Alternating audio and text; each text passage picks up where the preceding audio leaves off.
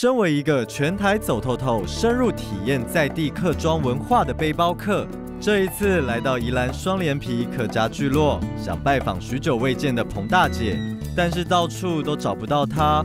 我找了许久，才在长满芒草的湖边看见她。原来彭大姐是在山中长大的客家小孩，看见芒草就想起小时候的射箭游戏，她兴奋地要我陪她一起重温儿时记忆。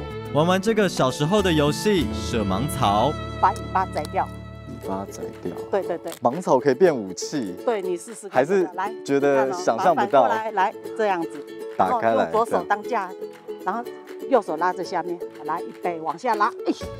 哦，哎呦，真的飞出去了。对，你试试看，往下拉，不要捏住，这里不要捏住。哎，对，往下。哎，你没有用力，就这样架住。好。轻轻的就好。轻轻的，然后往下拉。出去了吧？哦。山中小孩懂得就地取材，把垂手可得的芒草变成射箭玩具，真的很有趣。彭大姐说，除了芒草之外，因为客家先民盖了许多水圳皮塘，滋养了稻田，在地居民也会把收成后干掉的稻草做成民生用具。我如果有兴趣，可以下山到珍珠社区去学学这项传统工艺——手编草绳。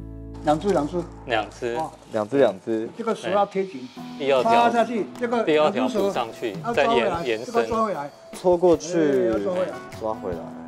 其实用手做不容易，所以后来才会发展另外用草绳机。看似简单的2根稻草，我却怎么搓也搓不成一束完好的草绳。接下来，师傅要示范如何用机器加上人工，迅速完成坚固的稻草绳。这边一直就开始。哦，它就开始转了，就自动会转，这样就形成那个这边转。比如说这一只已经快没了，就要赶快接着。好，我来接手。那不是你要放另外一边。放颠倒会怎么办？不一样，会断掉。对，要粗的这边要粗的。哦，我刚刚放颠倒了，所以其实用机器还是有技巧的。颠倒的部分呢，就是它倒过来的，比较是根部这边是颠倒的地方。原以为有了机器，要编出稻草绳，应该就难不倒我了吧？